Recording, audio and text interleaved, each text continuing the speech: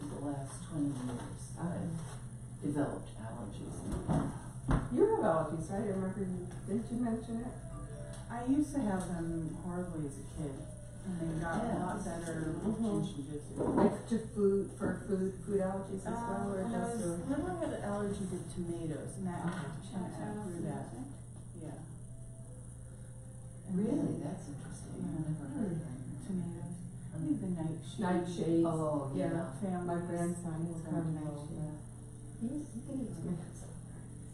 I was, we just had those like iceberg lettuce and Yeah, tomato salads at school. I love iceberg lettuce. Well, when you put all the good dressing on it.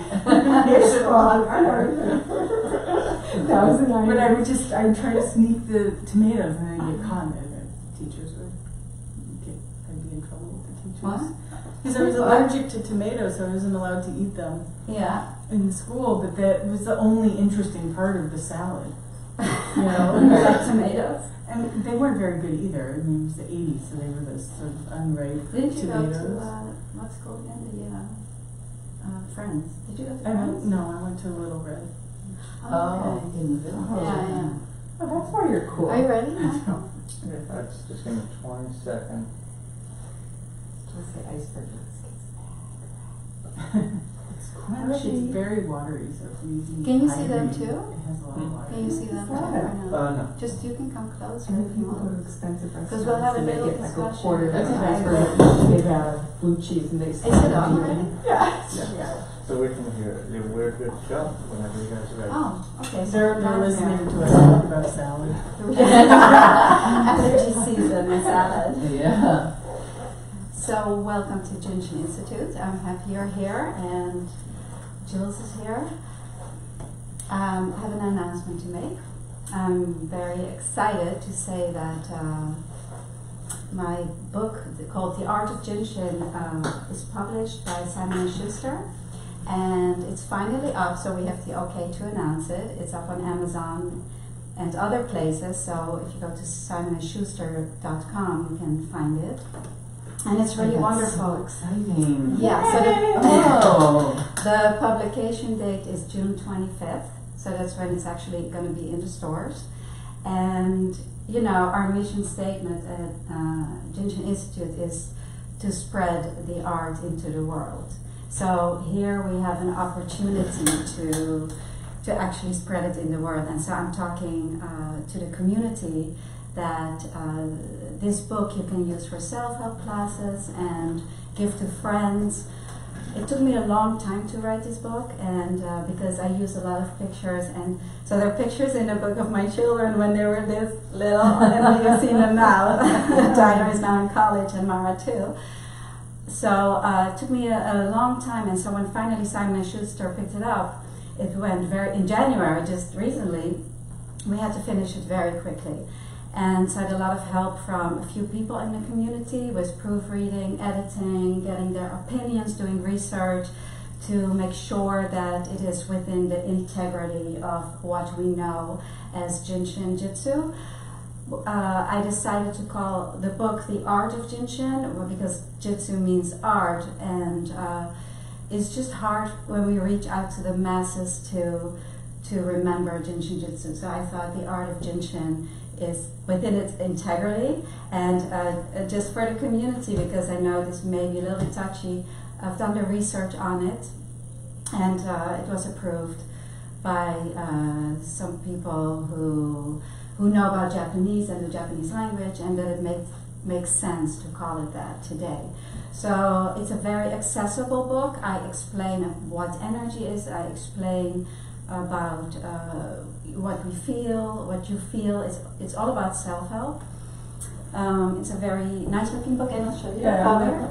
This is the cover. This is the cover, and it looks a little bit different. This is I had somebody write a kanji, so she wrote this to me. So the actual kanji is on the book cover, and my good friend Deepak Chopra, he wrote a little blurb that's on the top here, and he wrote a beautiful quote inside the book as well.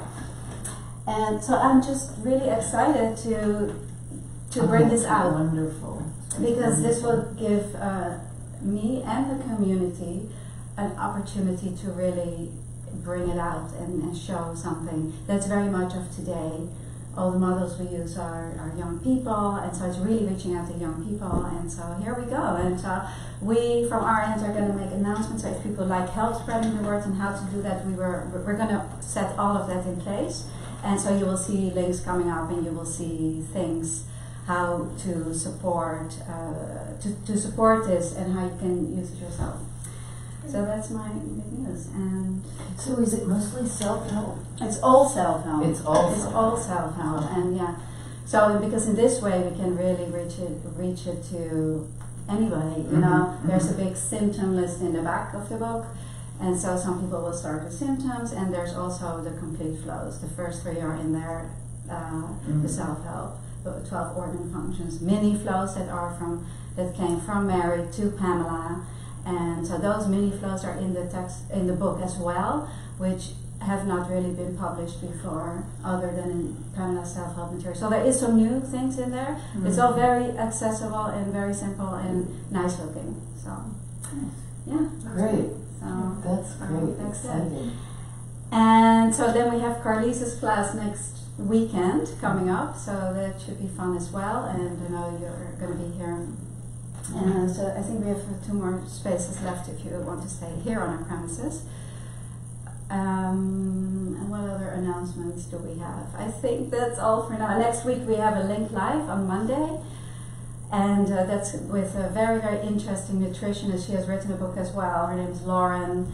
And she does very individualized diets for people. So from a Jin Shin perspective, that will be interesting since we also look at the individual. And so I will talk to her about that, about how she chooses, how that works, what she offers, and we'll talk about that on Monday. We'll be live. I think that's it. So today, Jules is going to start. We're going to continue our conversation about the depths. And please join in if you have any questions. You can just, Michael will read them off to us. Yeah, so last week last month, I guess it was, we started to talk about the depths. What is a depth? Why Mary chose that name, or how the concept of a depth got translated into the word depth. And there's a lot of ways to think about it. The most basic way, the way we start learning is through the layers of the body, right? And when we take a class, that's where we start.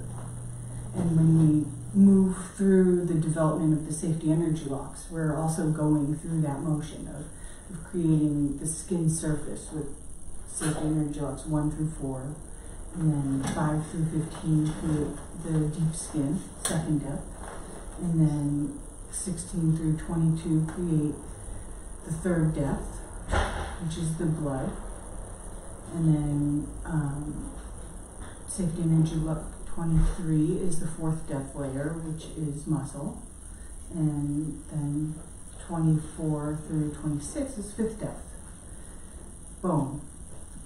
So one way of thinking about the depths is through that, and we draw it in different ways. We draw it like the onion person, where you see the different layers spiraling deeper. Another way that we talk about the depths is through the lumbar circle, right? And by the time we get to the lumbar circle, everyone's exhausted and confused, and it's complicated because it's not just a linear path that spirals inside. You know, we're not just going from one layer to the next. Now the lumbar circle is more about the relationships of the depths, how they interact with each other. And we can show it on the body, right? And we can show it on the body. Do you want to? Well, let's just show here for now. Yeah. I always think of the heart is on the upper left part of our torso, and then the other upper part in the 13s is the lungs, right? So we think fire at the heart, and then lungs are second depth air, and then we know that our liver in our physical body lives at our right 14 area. So your third depth here. and we have fourth depth here, and then earth is at the bottom. So we can go second depth, fifth depth, fourth depth, first depth, third depth, and that's our lumbar circle, right? So the way that I think about depths in terms of the lumbar circle is I think about the seasons. So I remember the order on myself, and that's how I get that order positioned.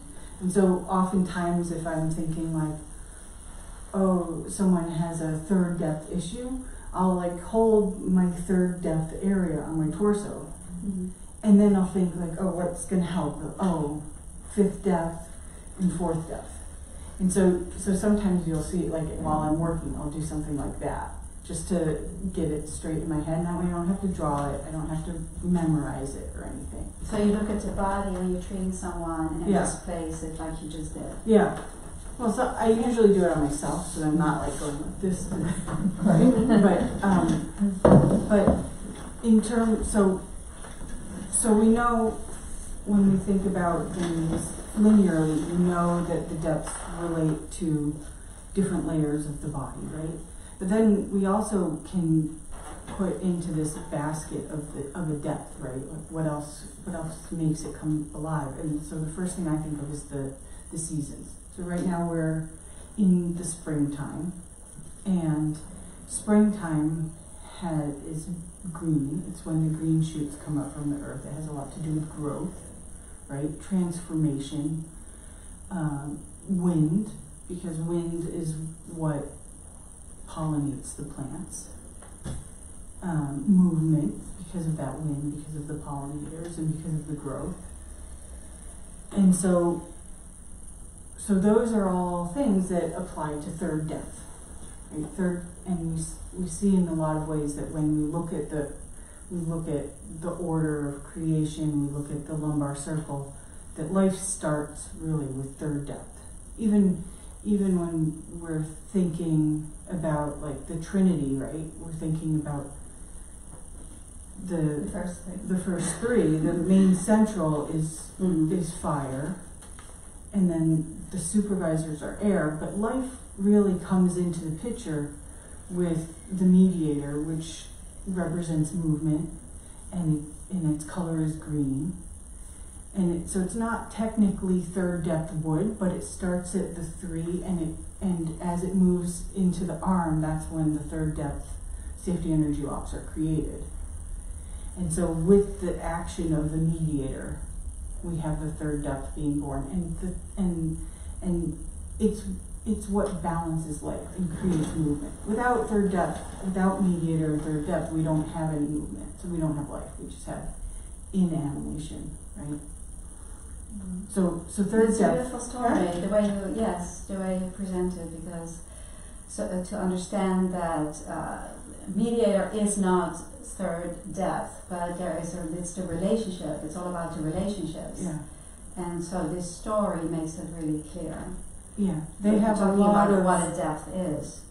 Yeah, they have a lot of parallel paths. You know, where ways that they work on. They're working from different angles, but they're working on the same idea of movement. Right?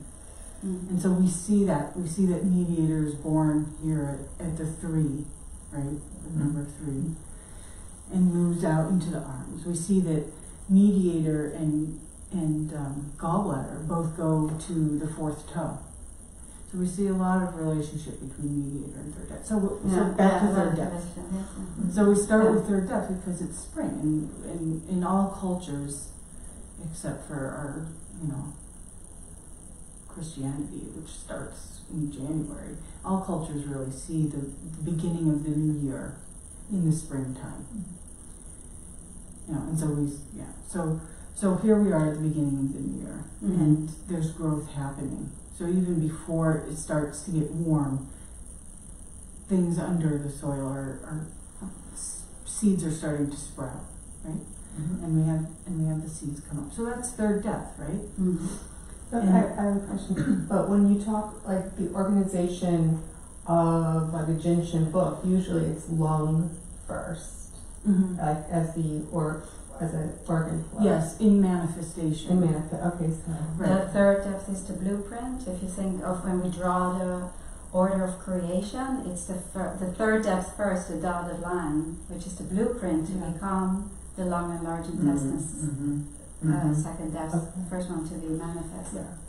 So the third depth, like the seed in the soil, is sort of happening behind the scenes. It's under the ground, so we don't necessarily see it. And then we see it with when it comes into second depth, and that's when we start to build the body. But the unmanifested beginning is really with third depth. So from spring, right? Then we go into summer. So from spring here, we go into summer, fifth depth. And fifth depth is that pulsation of the summer, that heat, that vibration of the cicadas and the humming of that summer noise that you hear when you're out in the field. So that's fire. It has to do with activation, Flowers, intensity, bloom, the flowers bloom, right? A lot of fragrance. Yeah. Yeah. And then as the summer progresses, we move from fire into the earth element. And earth has to do with like the hottest time of the season. And so we have that like sticky, sweaty, and we talk about pulse listening, we talk about first depth having to do with the gummy texture. So it's that sticky, sweaty energy that pulls everything together. And often people need first depth flow, or spleen will show up in the pulse when it's the hottest part of the season. Yeah. Any hottest part of the season. Yeah. When it's hot in the winter or in the summer, Indian summer, and you can feel it. And so then, right, yeah, perfect. So so from summer, from that hot part of summer, we move into fall. And that's when we have our harvest. So that's when we see the body, right? Our harvest is when the fruits are produced. And so that's why second depth really has to do with manifestation in this body. And it solidifies all of that work that started with first depth, where it's gummy and it's starting to pull everything together. Second depth solidifies it into a hardness. So we talk about second depth being air, but then in Chinese medicine, they talk about it being metal. And they're really two different sides of the same thing. So air is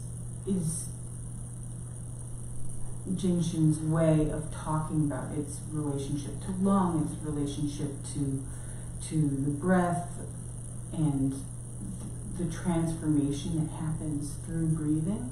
But then metal has to do with that solidification. So when you feel the pulse for second depth is rocks and rods. And that can often feel like just a metal I-beam. Right? It almost can have a clang to it. And then from that hardness, that solidification really, then the only thing to do next is to dissolve. So we move from second depth into fourth depth, water. And water dissolves everything, right? And so we hear gurgles. Water is also, no matter where water is, it finds a balance, right? Well, it finds a path too, if it needs to.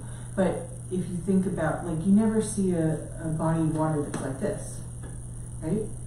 It always finds that equal balance, so that like you can't have one side higher than the other. So water has a serenity to it. It has a deepness. It goes deeper than anything else. And it has cleansing properties, right? So that's our fourth depth. And we see a lot of it because there's the relationship to fear. And today, a lot of people come in with fear. So I tend to start often at the fourth depth.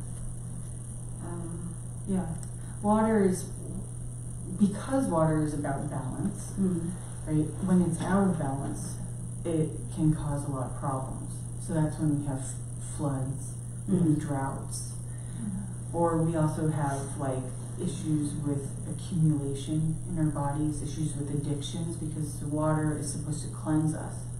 And so when it's not working properly, we can't filter out the unnecessary.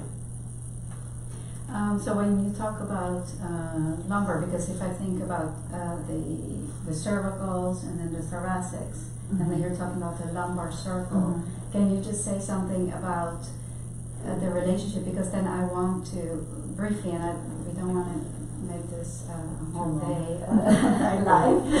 I think we're not going to finish the topic of depth, so we'll come back to it next month. But I do want to just touch on also the order of creation. So why is it called lumbar circle? Can you just talk a little bit about that and just the level of manifestation where it is in our body? Sure. If you remember, like what we know is the answer sheet that Mary shared with us. She said this was the sheet that you didn't need any other handouts. This had all the answers in it. One thing that I realized is that sheet reads from right to left, not from left to right. So it reads in the traditional way that you would read Japanese. It reads top to bottom and right to left. So when you're looking at it, you can see that things are more dotted and more ethereal on the right side of the body. So, and at the top, so in the neck we have the planets relating to the cervicals, and that has to do with the days of the week also, right? Each day of the week is named for a planet. So Monday is Lundi, right? So Moon Day. Tuesday is Mars, and so forth and so on. And then as we move into the spine, we get the zodiac. So we have the 12 astrological signs. So that's the thoracic spine. And then in the lumbars, we are becoming more manifested. And so there we have the elements. So we're getting more concrete. And so at the cervicals, we have the days of the week. In the thoracic spine, we have the months of the year. And then in the lumbar circle, we have the seasons. So it becomes more and more tangible. From the planets to the signs that affect us from the heavens to like physically what we're working with in this body. So when we talk about the lumbar circle, we're really talking about how to address manifested issues in the body. And so you can relate it to a day, and you know how we always list everything when you look at the fingers and see the relationship with the depths, first depth, fourth depth, and then we can put the day and the color and emotional attitude. And so yeah, this is a great thing that Mary did, is to organize it in this way, to have this depth system. And so now you see how it goes. Manifest to unmanifest and back. So, Yeah. The more you study, the more you understand, and the more you can oversee all of it. Yeah.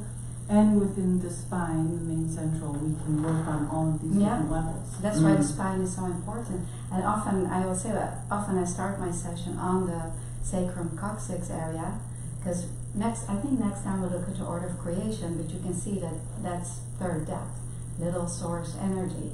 You touch on this blueprint that is to be manifest. So if that's not open, it's harder for the energy to find its way. So I usually start that there, wait till it's open, and then go and do my thing. So somebody asked the last time about how we hold different safety energy locations, and I would like to show that. Are you complete with the lumbar circle? Yeah, for now.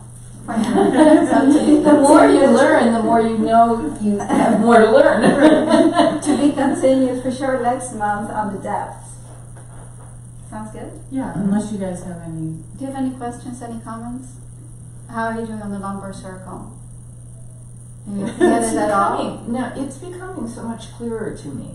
I mean, in Carlos's 5-day, he had a wonderful, clear explanation of it, the clearest I've ever heard. Yeah. You're doing it very simply on the body, and reference in terms of just thinking about it. I On love my your own. story of Yeah. nature, the way you explain it. That makes a lot of sense. Mhm. It makes it very tangible. Mm-hmm.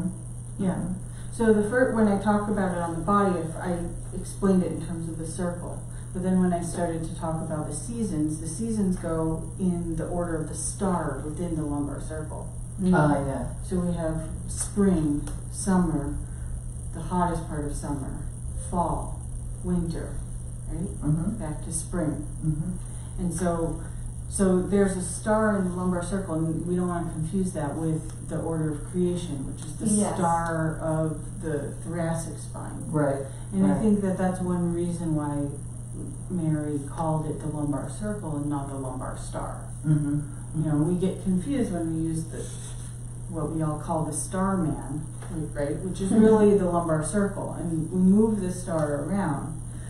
But But that's the there's relationship of aiding, depths aiding one another and depths depleting one another. Mhm. Yeah. Yeah. Yeah. Yeah. And so it's this relationship on the body that the lungs will energize the heart and so on. Right. Mm-hmm. So around the circle we have the energizers, and then counterclockwise we have the burdeners, Mm-hmm. Mm-hmm. and then the star is the supporters. So we Mhm. can see the movement of the seasons become the supporters of the depths. Mm-hmm. And so we that's, move to that's this. a great statement right there. Yeah. You know, Can you repeat it? clockwise are the Clockwise are the energizers. energizers, counterclockwise are the burdeners, Yeah. and then the star Are is the supporters. supporters. Mhm. And I always think the Yeah. star looks like some kind of architectural construction. So I think I-beams, and they're there to support. Right, That's right. how I make sense of it in my head. Right. Yeah. So maybe next time we can talk about the order of the energizers around the circle a little bit more. Mm-hmm. Mhm. And how we use it in our practice. Mm-hmm. Yeah. Mm-hmm. Yeah. Great. Okay. Oh, Are there any please. questions? Yeah, so Luce has a question online. Hi, Luz. Yeah, so she would. From Holland? Luce Beltran, I'm not sure. Oh. She wanted to know when talking about the depths, would you give any specific advice about insomnia? Like, could you use your depths to help you with your insomnia? Mm-hmm. Sure. I mean, I think, you know, we don't generally put one project into one depth. You know, we're looking at the relationships and we're looking at the individual person. Mm-hmm. And so what is coming up for that person? Oftentimes we'll ask what time of night the person has trouble sleeping at. If they wake up at a certain time, that can give us a clue to Mm-hmm. the depth that needs harmonizing. By the way, that's all explained in the Art of Jin Shin book. I hope so. Yeah. So yes, that's very important. What time? Does she have an answer? What time does she wake up in a specific time? She's awake. She might have a follow-up, but she hasn't replied. Oh, yet. okay. But Yeah, so that's also a very you can good point. relate that to an organ too. Yeah. Right, So yeah, if you wake exactly. up at 3 a.m. every night, that's your liver energy talking, Mhm. right? Mhm. Or some people, they have a hard time going to sleep. If they're not asleep by 11, you know, they're not going to sleep. So that's gallbladder talking. So you can hold your middle finger before or after. A classic for insomnia is the stomach flow. And we know that babies who suck their thumbs, they help their stomach energy, and they do it to soothe and to help them fall asleep. Mm-hmm. So that's good. And for me personally, I love the first step of the main center source. Just this one helps insomnia for me, or helps me to go back to sleep. Mm-hmm. It does for me too. So for Liz, it depends a little bit on where you are. Mm-hmm. What about Linda? What? Or the umbilicus helps me too. So Yeah. it's not a very calming, nurturing flow. Right, the depths that sort of are in charge during our sleeping hours are 6th depth and 3rd depth. Umbilicus and then gallbladder, liver, Mm-hmm. for the most part. Mm-hmm. And so those are really essential. I think also, you know, in terms of stomach flow, we have to clear our mind. sometimes we're so exhausted that we can't sleep, so spleen is really helpful for that. Yeah, and this one, where the stomach flow begins, it just helps to the mental chatter. Right. And often when we go to sleep, we have a lot of that, or worry comes up. And so the stomach flow is very soothing and will help the energy to descend out of the head. So if you start to be creative thinker like that, Jeremiah never allowed any questions. What do you do for this or what do you do for that? He called them stupid questions and it was not allowed. Because, you know, this is where it's an art, and so where your understanding is and where you are. What time do you wake up at night? Start to look at it. What is going on in your life emotionally related to that? And then you can start to see and put the project in the depth, as Philomena will say, and work with it. With the lumbar circle that Jules talked about. Does it need to be energized? Does it need to be supported? You know? Well, that's where the whole picture comes into being. Does that start to make sense, Lisa? Starts to, yeah, good. Okay, any more questions, Michael? No, come on. Okay, so let's just talk about how we're reaching when you have like a big stretch or. You want to lie down? One.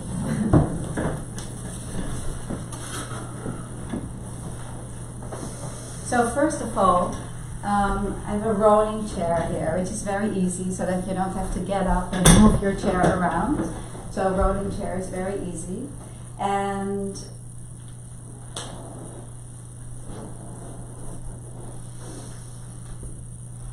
let's just see, so a lot of the flow patterns, if you look at the beginning of the book, it's the hand directionality. So Jeremiah already put it in. So often the flows are on an angle. So it's already set in place for us. If we do 14 flow, you can slide up from an angle like this. So if you go in like this, it's much harder to do the flow. So I always turn my body and slide in from an angle like this. You know. And then it's easy to go here. You see? So you're moving back and forth a lot, making sure that you're comfortable yourself all the time so that you don't stress, because you are receiving the light, right? You're tapping into the seventh depth energy. So it's very important that you are comfortable and sitting there breathing and be able to turn your chair. So I definitely recommend getting a rolling chair. So what about if you have to reach from the, let's say, the 4 to the big toe? You know, and it's very hard to reach. So it's always possible to go to the 14 and use it as a bridge, like this. Even if you haven't opened it, you can still do that? Well, by this time, you will have opened it already, yeah. Oh. Right. So even if the flow doesn't take you to the 14, To the if your hand doesn't touch your 14, by the time you're reaching down, that 14 is been getting open. Yeah. So that's always a nice way to use. One of the teachers said it's really important to open the 4 and the big toe because, of course, the 7 helps to clear the head as well. So this hole is actually very beautiful. So in Japan, when I see Sadaki works, he just goes like, he goes like this, you know, which it's much more active than we do here. I personally don't do that. I don't, because the body is very relaxed and you want to keep it that way, so I would prefer to do this instead. Can you think of any other? On the 5, 6, 7, 8 flow, there's a big stretch. There's this one. So I think it is possible. It's very important to move your chair lower, below here. You see, it's pretty comfortable. You can go a little bit lower here on the 15 also, and open it up, and then when you move back up to the next, you can go back or leave it there. So sometimes I go on a lower 15 or a lower 9 to reach it. With the 5, 6, 7, 8 flow, it's important to twist your body. Doing it this way isn't going to be as effective as turning sideways. So are you thinking of the hand directionality? I I mean, just the crosses. Philomena I always says, know I get stuck if I'm just trying to reach like this, but if I do that, Oh, I have okay. much more of a reach. Yeah. And Philomena says crosses are dynamic. So this cross, we don't want to take it out. We want to stay with the integrity of the flows the way Jerome Rai gave them. Because they were calculated. He did a lot of research on that. So, are there any other questions regarding that? I think also sometimes because we're sitting for most of the session, we forget that we can stand. And some flows will require you to stand. Mm-hmm. Yeah, do stay with the way it is set up in the book on the same side, and because that has something to do with the hand directionality. And I feel some of the special flows are complicated to do, and they're crossing and they're from a high. For example, the special hip flow, you go to the 3 and then you have to reach all the toes. So I do reach over, make sure that you do not hang your body over the person. You just keep that, and also don't pull in the foot. So it does take some stamina and practice. Yeah. Or the bladder flow is really hard for me. The bladder flow. My husband's really tall. Yeah. And so that's Yeah, a like good one this for one. him. So I do lean into the table often. You see how I'm leaning my body into the table, but I'm not touching anything. I'm not resting my arm or my thigh. I'm not resting my breasts on. I'm lucky I'm small, but you know, Right. yeah, you feel it a lot, and that is not appropriate. So make sure you keep that distance and turning like this. You see? Yeah. So if you have your arm I'm this turning my instead of doing this. Yeah, So this you is can how see you you get another inch or two. get another inch or two. So that's another way to do it. Yeah. So automatic. Sometimes with the bladder flow, I'll move my hand down to the 23, Yeah. and then Because that's the one on the way back. On someone who's a lot taller than you, Yeah. or if you're a person with short arms. So we're still And the so- bladder flow here. Yeah. So see like this. So regardless. So you'll go from here. Well, You go to 25, back of the knee. So it's really like an exercise in stretching, almost like a yoga. You can see it. I do stretch a lot here. It's great. Yeah. So if here, you can also move this hand here, and then going back up, I will just touch here on that. Go back to the 12. Then, and so we haven't been to 23 yet. That was your question before, but it's okay to open it up first. You're going to open it up anyway. Remember, it's all energy anyway. And think about, if you use something as a bridge, like the 14 or the 23, then think about its importance in the flow. This is a great opportunity for you to see the connections, right? So 23 is the only safety energy lock in 4th depth. And here you are utilizing bladder flow, which is the descending flow for 4th depth. And When you choose a bladder flow, then when you decide to use a bladder flow, you can probably find something in the 23. So you can be assured,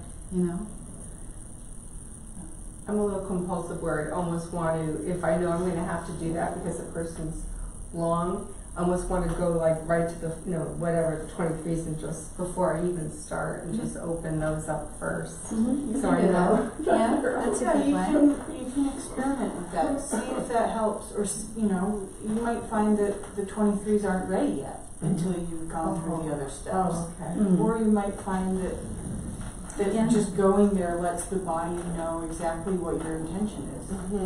I usually like to start like this, and then also I still get more information as I'm tuning in to the 7th depth and allowing that.